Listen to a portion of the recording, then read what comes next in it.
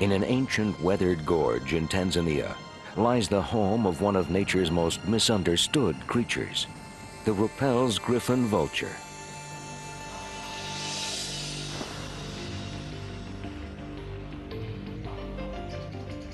Although reviled, vultures and other notorious scavengers are vital to life in this hard land. In fact, these heralds of death may be ultimately responsible for keeping the vast savanna healthy and bountiful.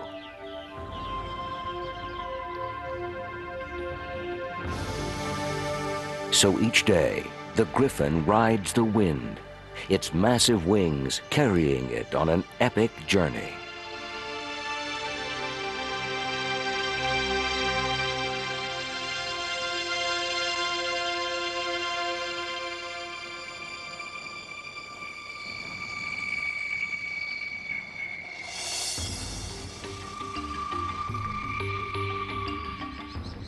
Every morning, the gorge comes alive as hundreds of hungry vultures take to the air.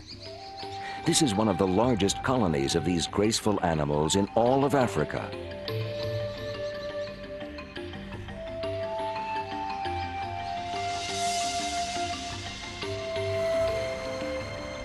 Griffons are huge birds, weighing up to 20 pounds apiece. But the warm air currents rising off the plains act as elevators, lifting these heavy vultures miles into the sky.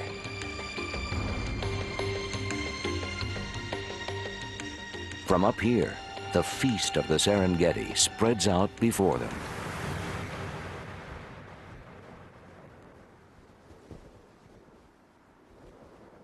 Millions of animals roam this, the world's richest meadow, eating, giving birth, and dying. Without the scavengers, this would be one huge trash heap.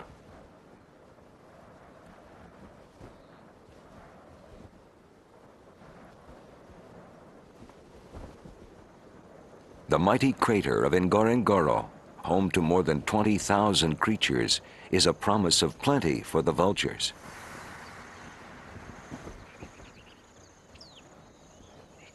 Hanging on the wind, they are alert to any disturbance on the ground. The first hint that death may stalk the savanna.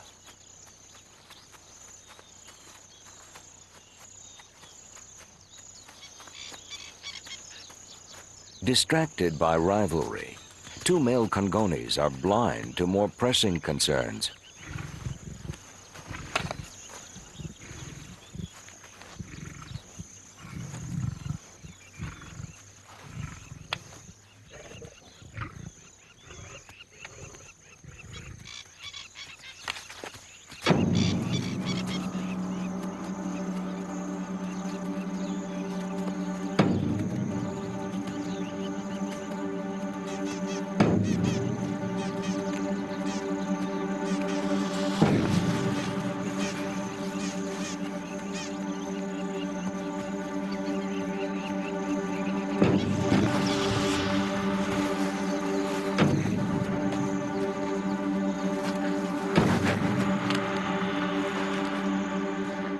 With their keen eyesight, the griffons have seen everything from 2 miles up.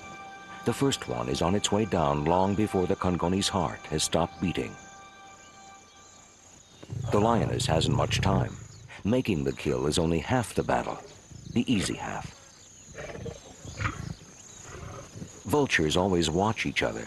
When one descends, the others follow, knowing there's a chance of a meal. The lioness must act quickly.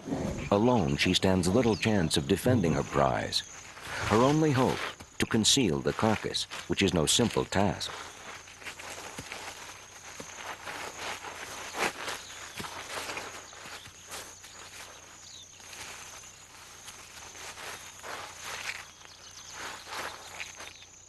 But the lioness is too late. Company is on its way.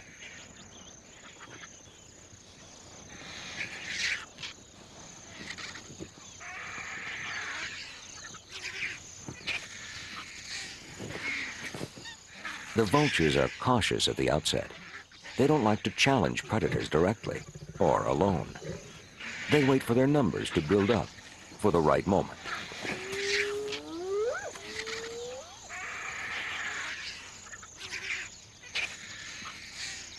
There are no secrets on the Serengeti. The vulture's descent has been visible from far away, and spotted hyenas know exactly what to make of this commotion.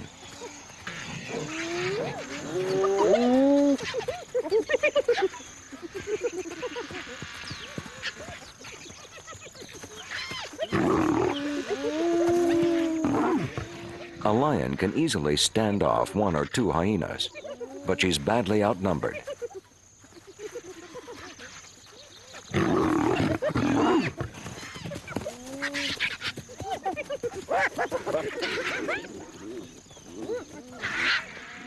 Given half a chance, the vultures don't hold back. The opportunity to steal an entire lion kill is unusual, nothing to be passed up lightly.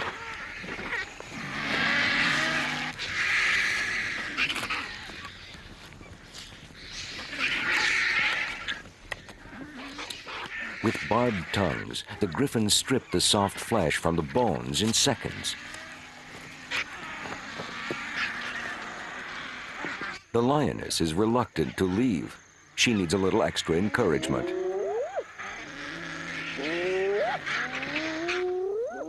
Now, perhaps the hyenas can feed. But by the time they get back, the banquet is nearly over. Even sated with meat, the griffins are unwilling to make way for the newcomer. It just doesn't seem fair.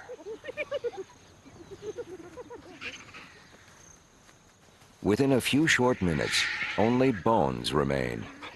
There's hardly a spare rib left to satisfy the black-backed jackal. And for a late hooded vulture, there are only scraps. But the griffins have feasted so much, it's hard to get airborne.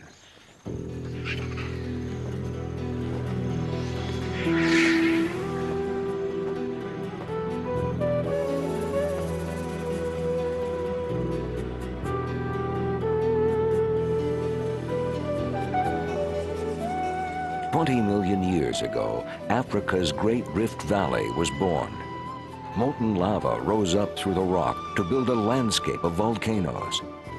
It is this volcanic ash, rich in minerals, that is the source of the Serengeti's remarkable fertility.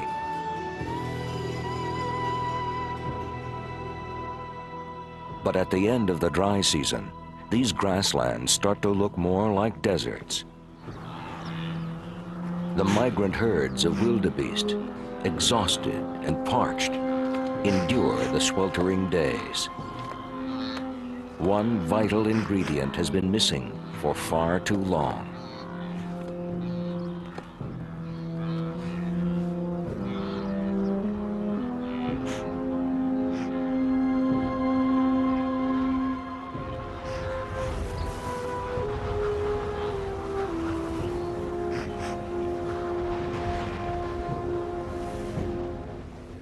Then, at last, relief arrives, sweeping in from the Indian Ocean.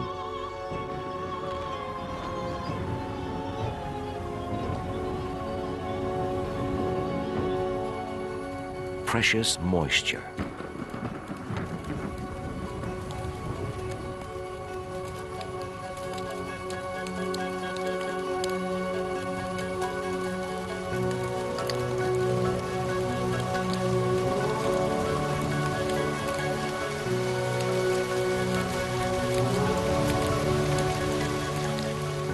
This is more than just rain, more than drinking water. This is nature's catalyst.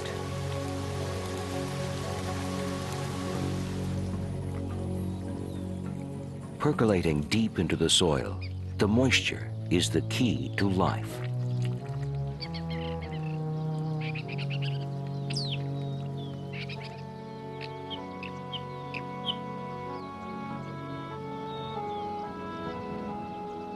A wondrous alchemy now occurs.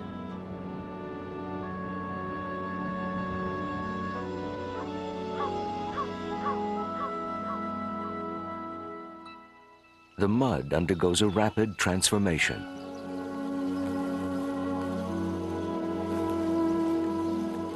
Water, minerals, and sunshine, a potent mix.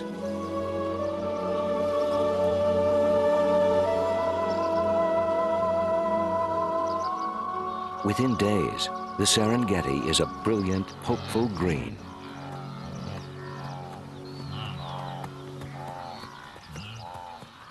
The rains herald the arrival of over 1 million wildebeest coming to feast on the rich grasses.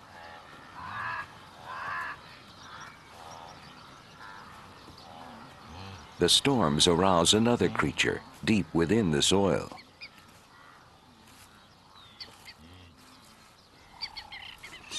The dung beetle. Its emergence coincides with the arrival of the migration.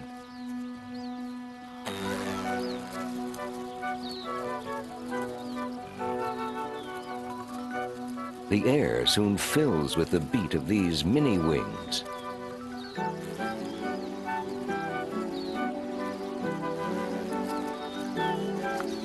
Celebration of life itself, millions of other tiny wings revel in the rebirth of the Serengeti.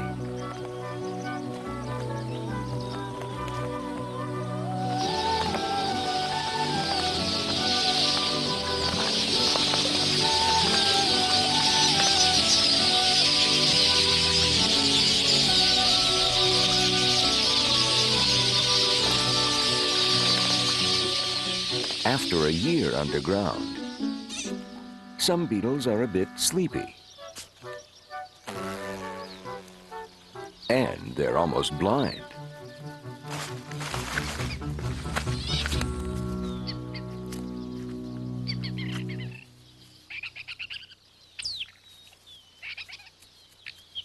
They navigate more by scent than eyesight, tracking the irresistible smell of dung. There's no shortage of it here on the Serengeti. Wildebeest produce 4,000 tons each day, and the beetles love every tasty ounce.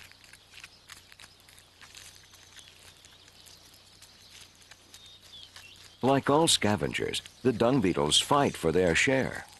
A fresh pat becomes an arena of little gladiators.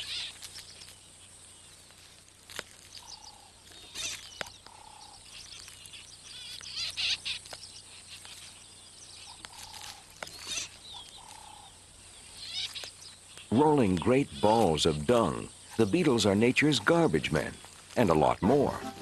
They can shift up to 200 times their weight in feces every day.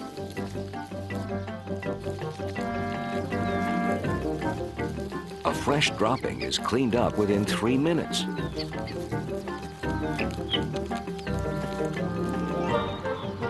Spread everywhere by the lowly beetles, the nitrogen-rich dung fertilizes the grasslands, helping to sustain millions of animals, and in turn, the entire food chain.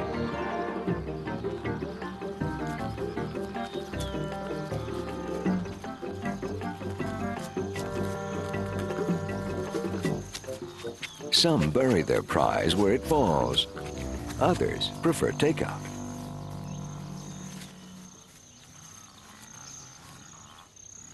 But even a beetle faces hazards, like a precocious young golden jackal.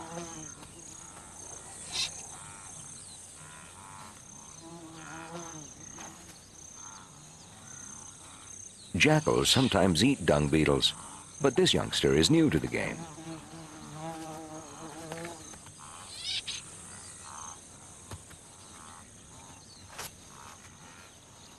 Still, he gets right into the spirit.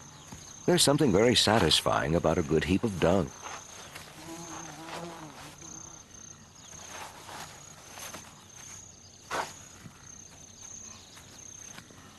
Adult jackals seem to outgrow this kind of indulgence.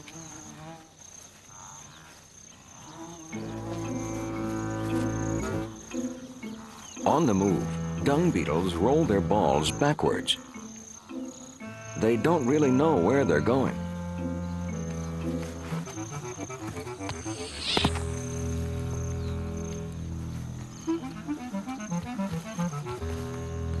It doesn't matter.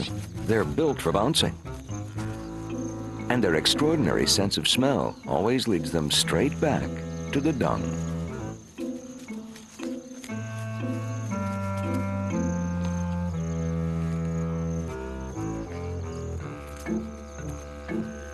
Like all the grazers in the Serengeti, even a leopard tortoise owes a debt to this busy gardener.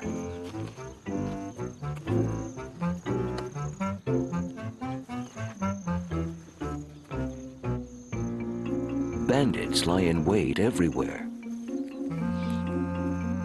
Still, he hasn't come this far to give in right away.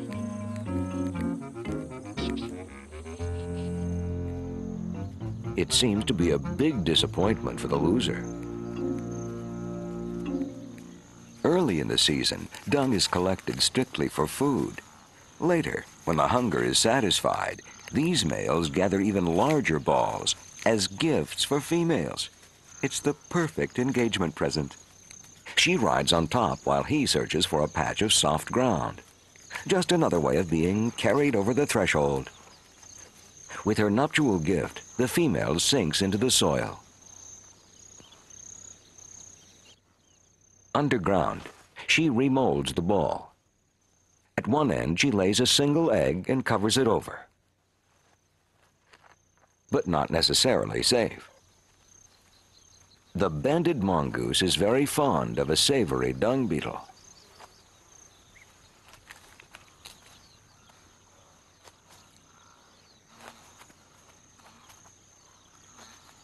Mongooses are opportunists, feeding on a wide range of food.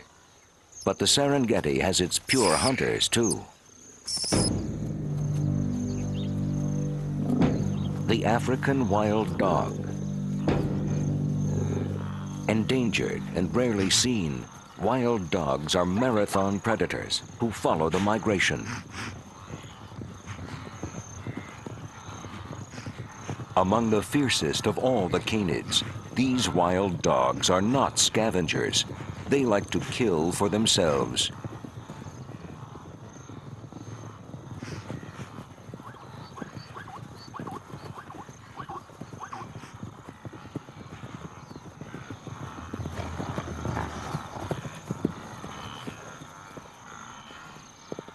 High above the drama on the plains, the scavengers are watching, biding their time. With a meal in the offing, the griffins arrive in hope.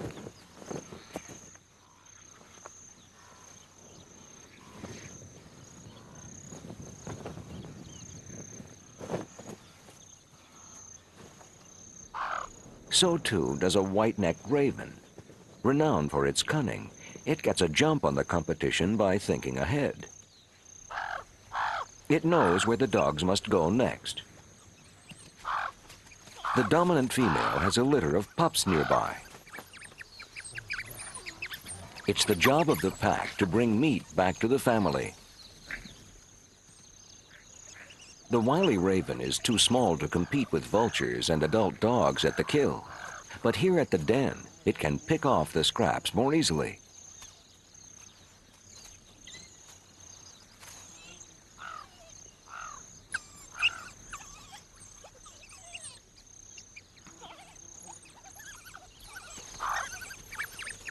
The pups are messy feeders, which is good news for the raven. The bad news is, they're just too curious.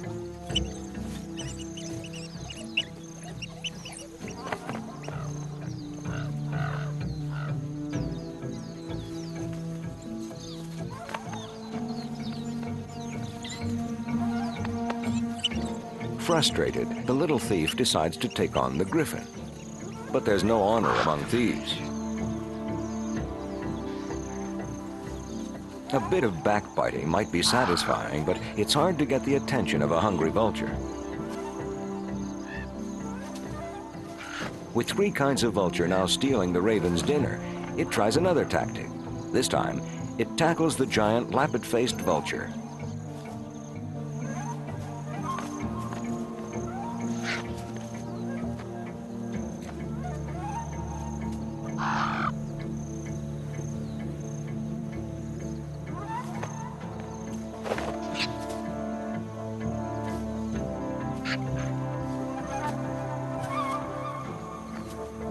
But the last word goes to the wild dog. The party's over, and all the thieves take to the wing.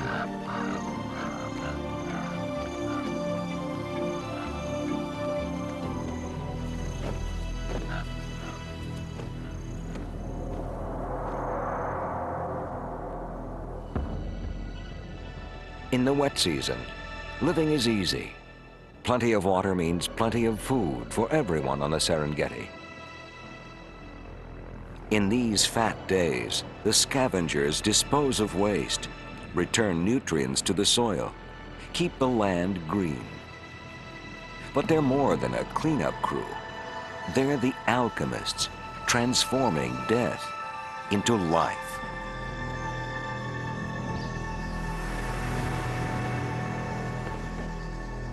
Back at the gorge, another primal cycle is about to start. It's the nesting season, and good ledges are hard to find. There's intense competition for them.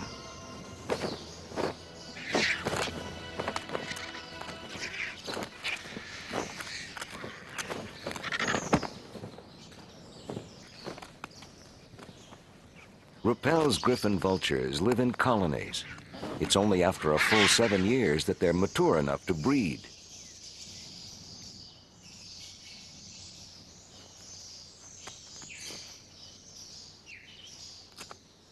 Courtship may be brief, but the bond is a strong one.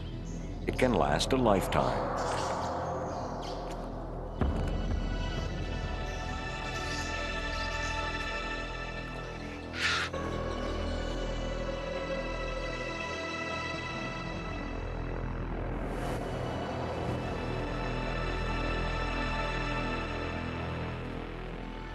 In the space of only a few weeks, the face of the grassland becomes withered and lined.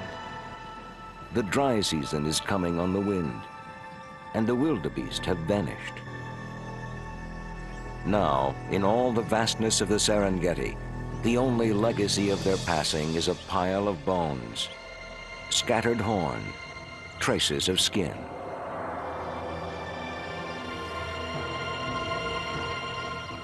These remains are of no use to the vultures. Eventually, they will become food for insects and bacteria.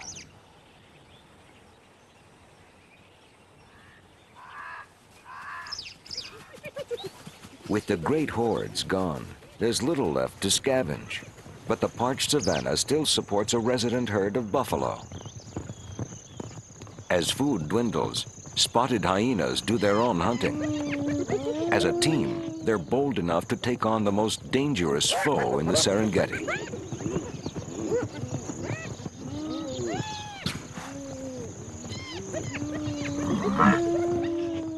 In the panic, a mother buffalo and calf are separated from the main herd.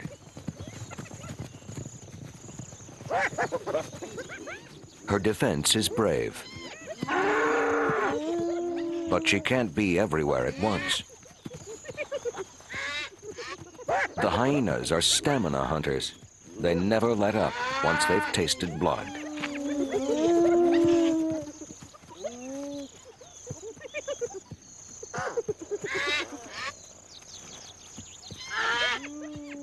The calf doesn't have a chance against these odds.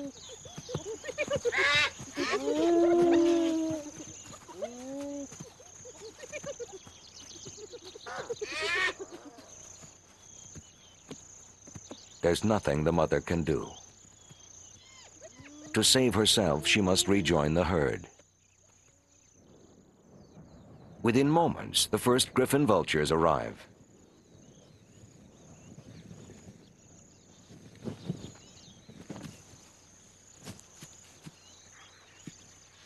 On this occasion, the hyenas are famished.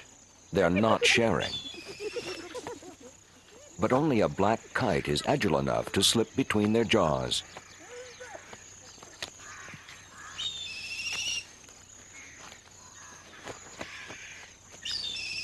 It chooses its moment with care.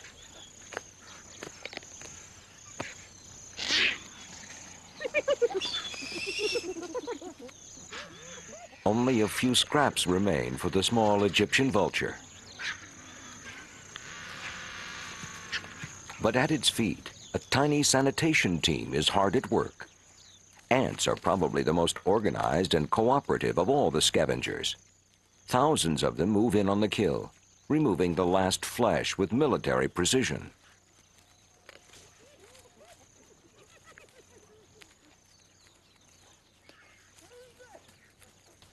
The final pieces of meat are carried into their nest. And there's nothing the hyena can do about it.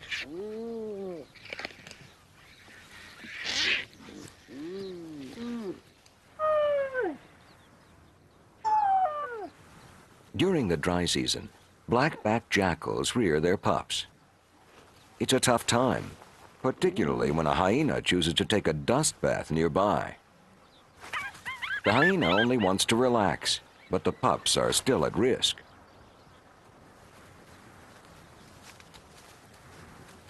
They're oblivious to the danger, so the mother decides to intervene.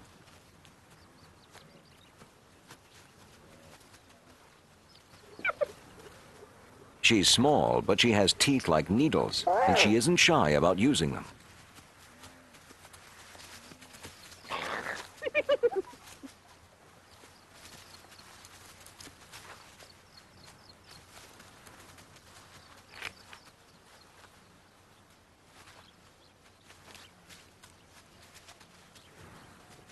The pups are starving for milk, but their mother is drained of her strength and her patience.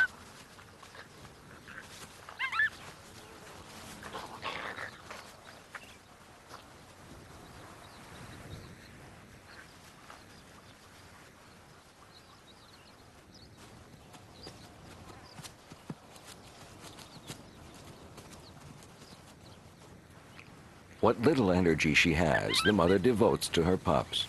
But their growing demands are taking their toll.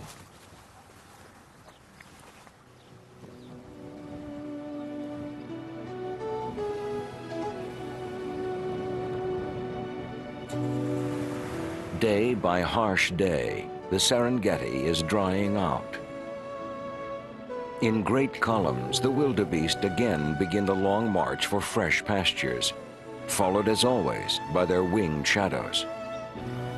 On the Serengeti, fire is the great scavenger.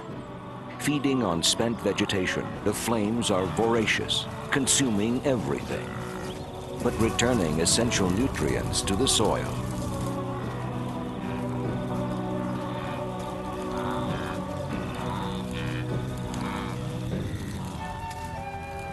Unperturbed by the heat, European storks hunt for the insects and reptiles that flee from the flames.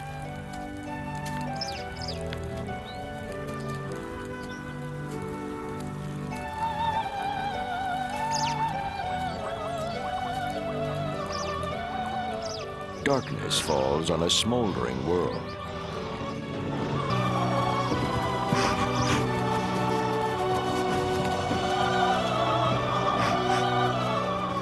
Forever in attendance, nature's undertakers are always watching, always waiting.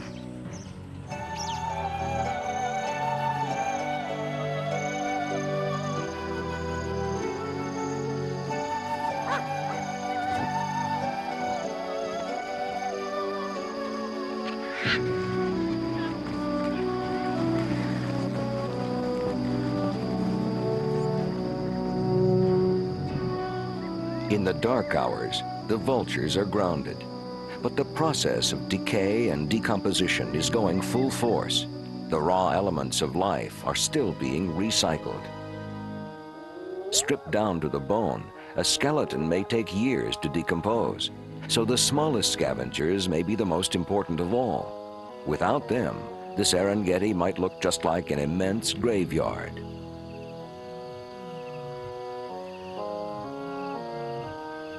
Even tougher than the bones are the horns. Yet there is one animal, one of only a few in the world, who makes a living from them. It's the horn moth. It lays its eggs here, and they hatch into a larva which burrows inside the horn.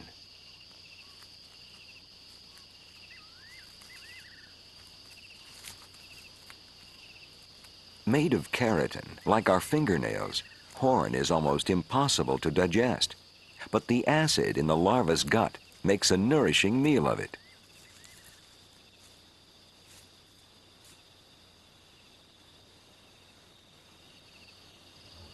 The sharp scent of decay also attracts a porcupine. It too is after the bones, but not necessarily for food. Normally vegetarians, porcupines use bones mostly to sharpen their teeth, grinding away yet more debris in the process.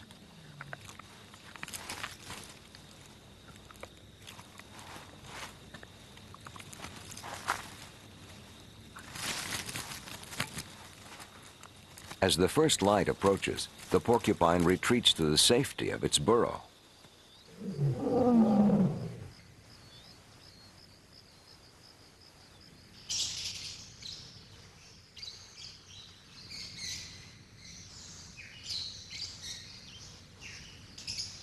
Dawn brings a new day to the gorge and the griffin vultures.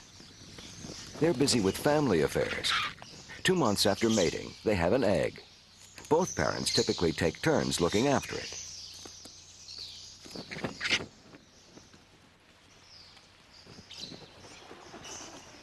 Some nests are rather bare. Others are carefully tended, but each egg has its own private climate control, incubating it through the cool night, shading it by day as the temperature climbs. The African plains can provide huge amounts of food at certain times of the year, but not all year round, and not every year. Griffins actually vary their breeding season accordingly. In this, as in all other things, they are masters of adaptation, changing, adjusting, soaring aloft to seize whatever opportunities the Serengeti has to offer. As for the porcupine, it should have gotten back to its burrow hours ago. Now it must navigate a pride of playful lions. Although well armed with fierce spines, the porcupine is by no means sure of the outcome of this encounter. Porcupines are delicious, a rare delicacy, and the lions know it. But the quills can inflict serious damage, even death. Without this weaponry and a good bit of speed, the porcupine wouldn't stand a chance.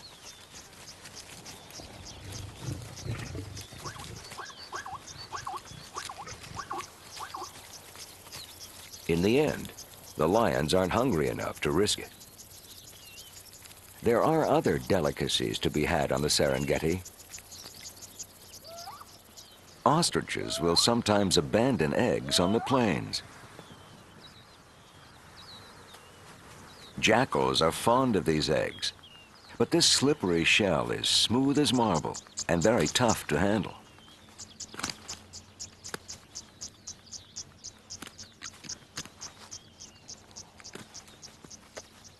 Millions of years of ostrich evolution have led to an egg that's just a little too big for this jackal to get its jaws around.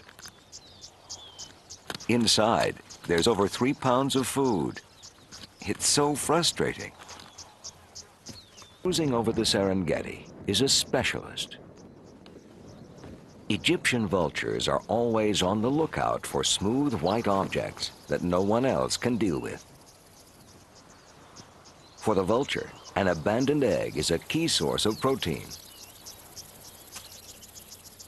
And the specialist has evolved a skill that ensures these eggs won't go to waste. Egyptian vultures are the only birds in the world to use stones as tools.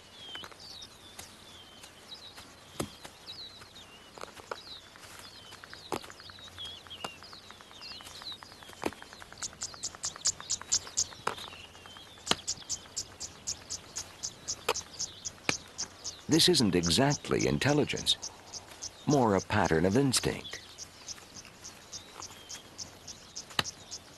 But whatever it is, persistence is rewarded.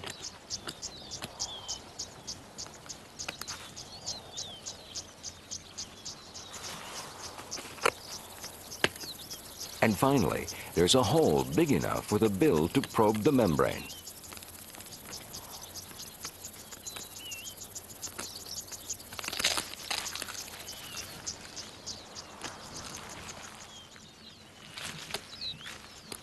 As with every feeding opportunity here, it makes sense to eat as fast as possible before word gets out. News of this small event, no more than a cracked eggshell, has already spread across the savannah. It draws a tawny eagle. Worse is yet to come. The lappet-faced is larger and more aggressive than any other vulture on the Serengeti, even the griffon.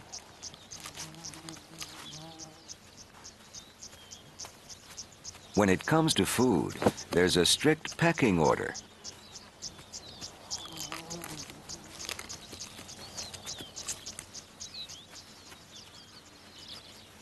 The same is true for water.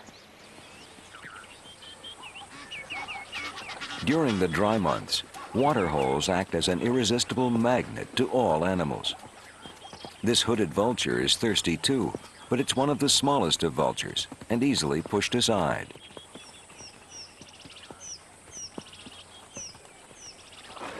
Competition is becoming more fierce as the water level falls. The vultures need the liquid for bathing as well as drinking.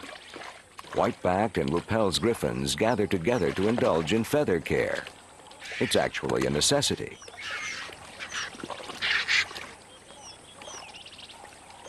Because of their messy feeding habits, these vultures get caked in blood almost every day. The blood of the ones who didn't make it. All that must be washed away and left behind if they're to maintain their agility in flight.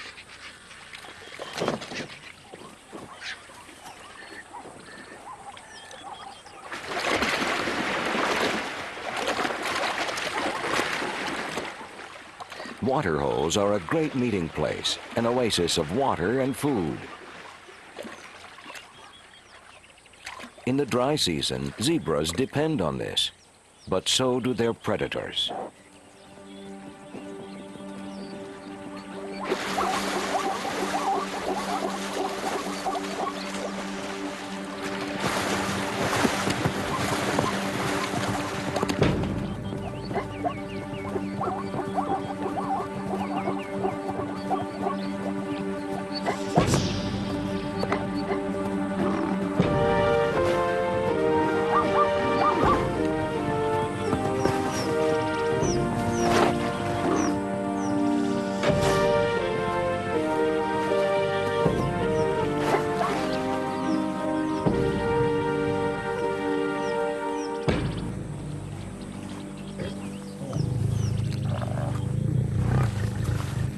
Within moments of her strike, the scavengers are assembling.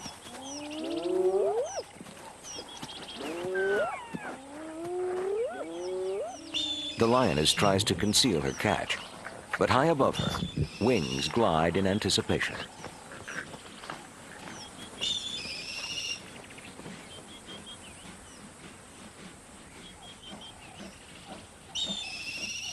Once again, a solitary lioness is at a huge disadvantage.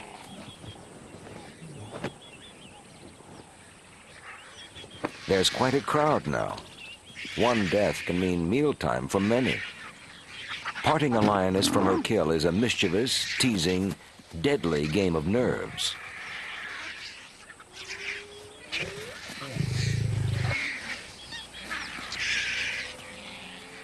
The vultures get lucky. For a moment. Golden jackals don't share their food. They're the strongest, the most aggressive. It's winner take all. Even the black-backed jackals are kept at bay.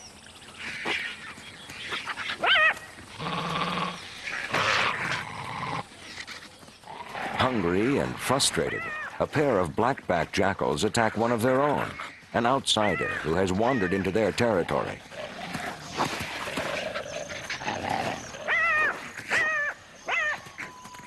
They mean business, and the intruder will be lucky to escape alive.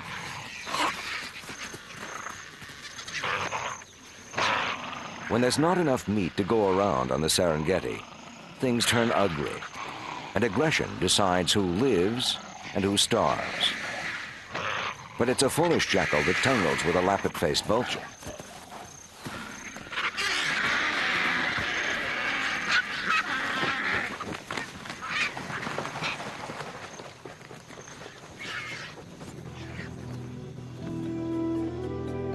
For 4 months now, no rain has fallen on the savannah.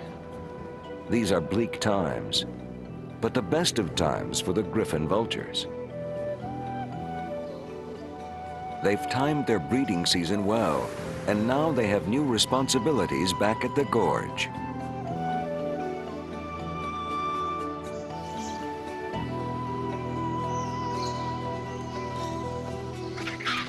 The vulture chicks have arrived.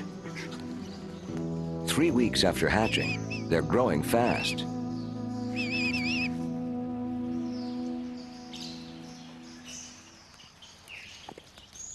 For food, the parents offer tiny morsels of half-digested meat, regurgitated from the adult's crop.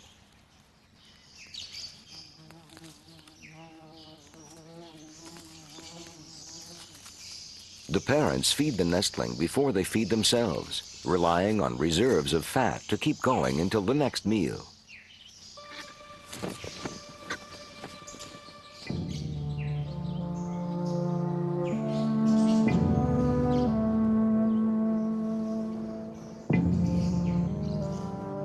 Over the edge of the mountains, out across the Serengeti, the griffons know where to look.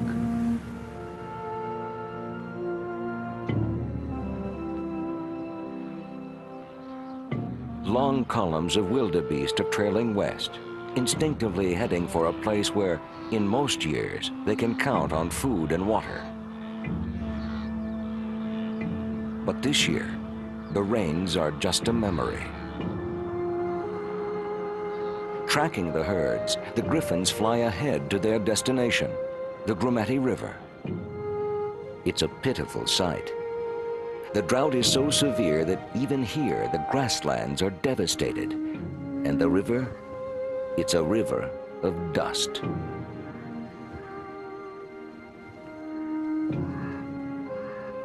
Only a few tiny pools remain.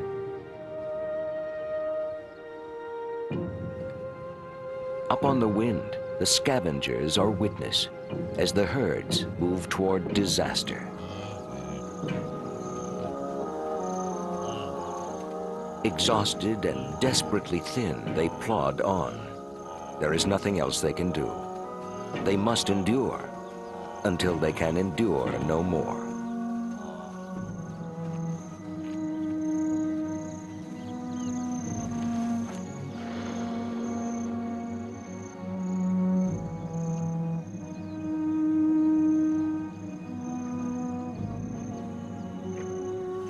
"70% of all deaths on the Serengeti are caused by drought, disease, infirmity, not predation." This lioness doesn't need to hunt. She has a dozen carcasses to choose from.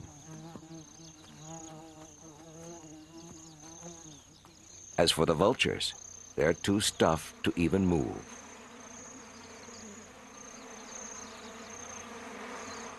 Now the flies take over. Their maggots will clear this corpse away.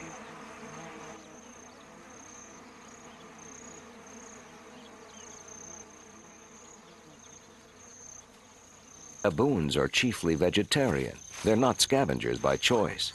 But in this wasteland, meat is the only thing they can find. They settle down to share a few scraps of antelope. It's not perfect, but it'll do.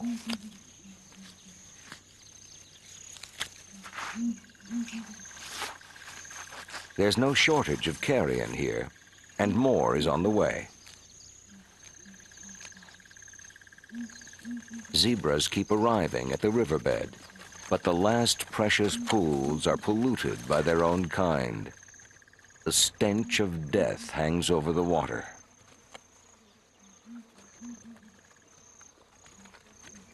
Driven by desperation, the herd takes small, nervous sips of the poisoned liquid.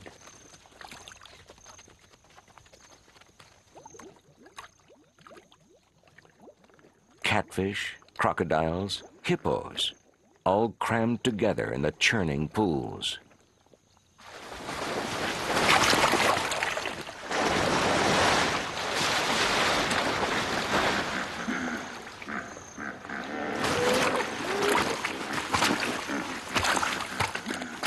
If rain doesn't arrive soon, they will all succumb.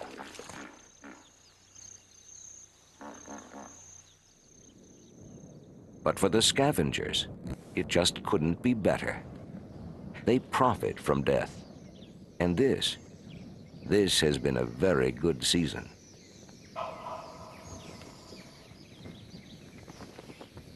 Feared and reviled as they are, the griffins are extraordinary animals.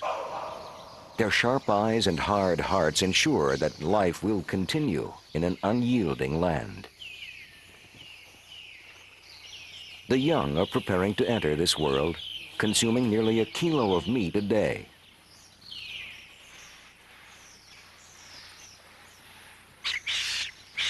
Soon they are nearly as heavy as their parents.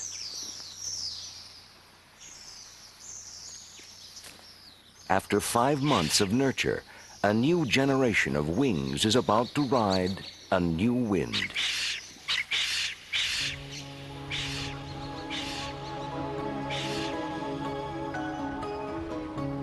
The season of plenty is returning. Once more, the clouds roll past. Once more, they seethe over the land and release, at long last, their precious cargo.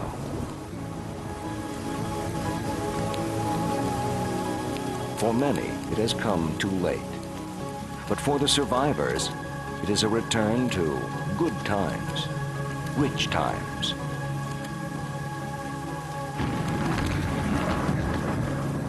Once again, the world is transformed as rain churns the volcanic mud.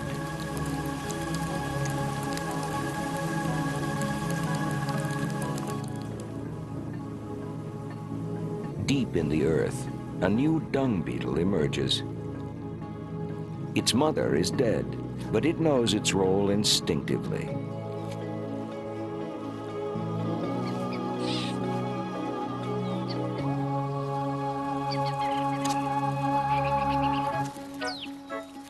The drought has passed it by. In its short life, the dung beetle only knows the Serengeti as paradise. Reborn, revitalized, the grassland glistens again like a jewel in the sun. The wildebeest are lured back by the millions. Here on the Serengeti, the extraordinary abundance of life is balanced, as it must be, by death. In the end, predator and prey alike, they will all be disposed of by the scavengers. From a vantage point up above it all, high on the wind, the griffin vultures keep watch. For they are the guardians of the Serengeti.